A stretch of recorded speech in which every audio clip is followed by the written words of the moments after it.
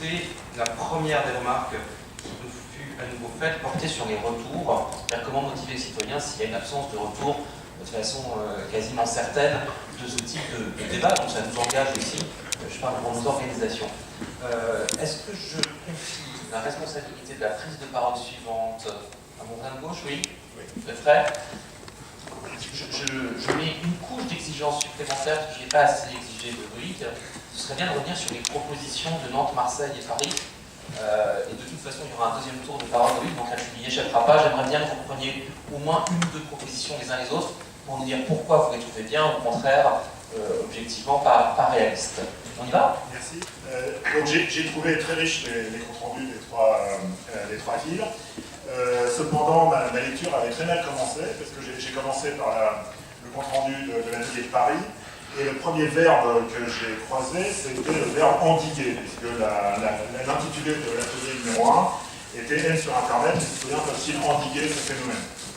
Et la réflexion que ça m'a provoqué, c'était de penser que dans le monde, alors en particulier en Amérique et en Asie, mais beaucoup moins en Europe, le développement de l'informatique, le développement des réseaux, le développement du web est vu par tout un tas de gens comme des opportunités merveilleuses. C'est vu par des associations, des mouvements politiques comme une manière de pouvoir enfin s'exprimer, de pouvoir enfin connaître leur point de vue, de pouvoir enfin s'organiser à une plus large échelle. C'est bien entendu vu par les entreprises comme un moyen de développer leur marché, de conquérir de nouveaux marchés, etc. Mais c'est également vu, par exemple, comme par des gens qui n'ont pas accès à une éducation de haut niveau, de qualité, comme un moyen d'accéder à cette connaissance. Alors, je vais vous raconter une très belle histoire qui n'est pas du tout représentative, mais vous savez qu'il y a des cours en ligne qui sont proposés aujourd'hui par tout un tas d'universités dans le monde, et vous savez qu'il y a un adolescent qui a passé son bac à 15 ans, en Mongolie extérieure, et qui a suivi un cours dans je ne sais plus quelle université américaine, en ligne. Comme il a majoré, il a eu la médaille à ce cours, et bien cette université lui a offert une bourse qui lui a permis de continuer ses études dans une des meilleures universités du monde. Alors, c'est une belle histoire qui fait pleurer dans les chaumières, qui vous attendrit, mais il faut aussi comprendre qu'elle, même si elle n'est pas représentative, elle porte aussi un certain espoir. Et puis, à l'inverse de ça, en Europe, on entend qu'il faut défendre les petits libraires contre le méchant Amazon. Notre ministre de l'Éducation nationale disait qu'il fallait enseigner aux enfants les dangers d'Internet. Et on a une perception d'Internet, par exemple, comme si c'était une espèce de malédiction, comme si c'était une espèce de nuage de criquet qui nous était arrivé dessus, et il faut qu'on endigue, il faut qu'on protège, il faut qu'on défende. Et je crois qu'il y a une chose qu'il faut rappeler, c'est que c'est nous qui avons inventé Internet, c'est nous qui avons inventé le web, c'est nous qui avons fabriqué les ordinateurs, et donc ce n'est pas une fatalité qui nous est arrivée. Alors peut-être individuellement, c'est pas moi qui ai inventé Internet, c'est pas moi qui ai inventé le web, mais en tout cas, en tant que groupe humain, c'est nous qui avons fait ce choix de pouvoir communiquer plus vite, de pouvoir communiquer mieux, avec toutes les dérives que ça comporte.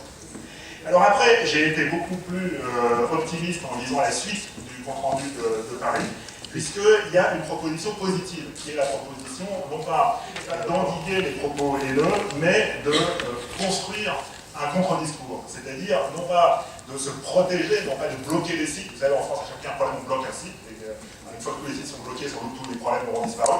Mais non pas de moins communiquer, non pas de bloquer de l'information, mais au contraire en ajouter, et de non pas se protéger contre la haine sur Internet, mais de promouvoir l'amour sur Internet. Et je crois que c'est vers ça qu'il faut aller. Les discours de haine, bien entendu, à la marge, il faudra faire quelque chose pour essayer de s'en protéger, mais c'est pas vraiment là qu'est le problème. Le vrai problème aujourd'hui, c'est comment utiliser Internet pour diffuser une parole de mots. Alors ensuite, j'ai été frappé par la ressemblance entre les propositions de Marseille et de Nantes. Alors Marseille et Nantes discutaient de problèmes un peu différents, mais Marseille propose de redessiner le rôle des élus, et Nantes propose d'utiliser des outils informatiques pour favoriser le dialogue citoyen. Et on a l'impression que redessiner le rôle des élus et développer le dialogue citoyen, ce sont deux idées différentes, mais en fait, je voudrais insister sur le fait que c'est un peu la même chose. Donc, d'abord, dans la formulation de Marseille, qui était d'améliorer la communication entre les élus et les citoyens, il me semblait qu'il y avait un présupposé dans la forme même de la phrase, qui est qu'il y a des élus et il y a des citoyens. Et avant de se demander si on peut améliorer la communication entre les uns et les autres, il faut se demander pourquoi il y a des citoyens et pourquoi il y a des élus. Alors, pourquoi il y a des citoyens, donc ça, un peu, on est tous là, donc on a la réponse simple. Mais pourquoi il y a des élus? Et là, la question est beaucoup plus compliquée, me semble-t-il, qu'elle ne peut sembler. Alors, mis à part Loïc, on a l'habitude de penser que le fait qu'il y ait des élections nous met dans un régime démocratique en opposant ensuite des démocraties directes, célèbre démocratie athénienne qui était ouverte à tous, à condition bien sûr qu'on soit ni esclaves, ni femmes, ni étrangers, et puis une démocratie représentative. Et donc pourquoi est-ce qu'on a ce phénomène de démocratie représentative et pourquoi est-ce qu'on n'a pas une démocratie directe à 60 millions d'habitants ou à 7 milliards de territoires? Et il me semble qu'une des raisons à ça, c'est que quand on a inventé ces institutions, c'est-à-dire à la fin du XVIIe siècle, au début du XVIIIe siècle, on a commencé à les penser, eh bien, on avait des moyens de communication, des canaux de communication qui étaient vraiment très très faibles. C'est-à-dire, on pouvait en gros, chaque citoyen pouvait en gros envoyer un télégramme par an. Vous voyez, je ne sais pas ce que c'est des télégrammes, enfin bon, peu importe. Donc vous pouviez envoyer 140 caractères par an. C'était le maximum que vous pouviez faire. Et donc forcément, si vous avez des citoyens qui ont une faculté, un canal de communication extrêmement restreint, extrêmement réduit pour communiquer avec la collectivité, ils sont obligés d'utiliser ce qu'en informatique on appelle les algorithmes de compression et de perte, c'est-à-dire ils sont obligés de résumer leur discours pour qu'ils tiennent en 140 signes, pour qu'ils tiennent en une phrase. Et donc, très certainement, chacun de vous a des opinions très intéressantes sur l'armée, la diplomatie, la police, la justice, la santé, l'éducation, le logement, l'économie. Voilà, mais on ne vous demande pas ça, parce qu'il n'y a pas la place dans le canal pour vous écouter. On vous demande de résumer ça, et en gros, vous avez la possibilité de dire « je suis d'accord avec X » ou « je suis d'accord avec Y ». Sur toutes ces questions, nous sommes entièrement d'accord, je vote pour X ou je vote pour Y. Cette possibilité vous est donnée encore pendant 2 minutes. J'en ai besoin de beaucoup moins. Et donc, je crois que s'il y a aujourd'hui une allergie à la représentation que soulignait Loïc, c'est beaucoup parce qu'on se dit, mais aujourd'hui, pourquoi est-ce qu'il y a quelqu'un qui parle à ma place, alors que justement, on vient de m'offrir la possibilité de parler moi aussi. Et à une époque où je n'avais pas la possibilité de parler, j'étais très content que quelqu'un parle à ma place. J'étais très content que quelqu'un tienne un discours qui ressemblait un peu au mien, même si j'avais l'impression que ce n'était pas tout à fait ce que j'aurais dit. Mais bon, c'était mieux que je pouvais faire. Mais aujourd'hui, chaque citoyen a la possibilité de parler, et on comprend de moins en moins pour quelqu'un qui parle pour d'autres. Et ça nous amène non pas à dire on va recréer une démocratie athénienne avec 7 milliards de terriens. Bien sûr, on sait que ça ne peut pas marcher. Mais ça nous amène à penser que les institutions que nous avons aujourd'hui, eh bien, elles sont obsolètes simplement parce que les canaux de communication ont augmenté de taille et elles ont été conçues pour les petits canaux de communication. Alors, j'ai pas de solution miracle, j'ai plein de solutions loufoques. S'il y a plus que 2 minutes, je pourrais vous proposer tout un tas de systèmes institutionnels qui marchent avec des plus gros canaux, mais c'est pas l'idée. Le dernier point sur lequel je voudrais intervenir pour la minute 30 qui me reste, c'est... Il peut y rester un peu d'inflation en France. C'était l'atelier de Nantes qui a réfléchi à la question de ville. Et alors, de la même manière que je me suis demandé, est-ce qu'il y a encore des élus, est-ce qu'on a encore besoin d'élus, je me suis demandé, est-ce qu'il y a encore des villes? Et est-ce qu'il y a encore besoin d'élus locaux, par exemple, ou est-ce qu'il y a encore besoin d'élus qui ne sont pas locaux? Et pour ça, j'ai fait un petit calcul que vous pouvez faire par vous-même.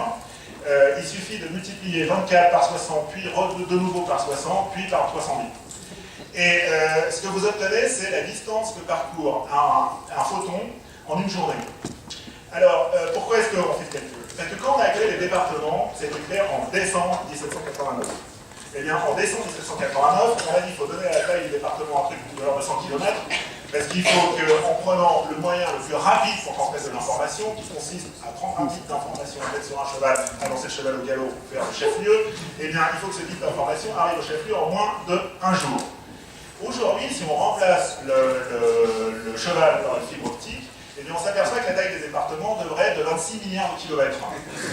Alors, si vous pensez, là j'ai supposé que les photons vont dans la fibre optique à la même vitesse que dans le vide, mais bon, c'est un peu moins, mais bon, c'est un peu moins rapide. Et alors là, je me suis dit, mais est-ce que ma ville a de l'importance?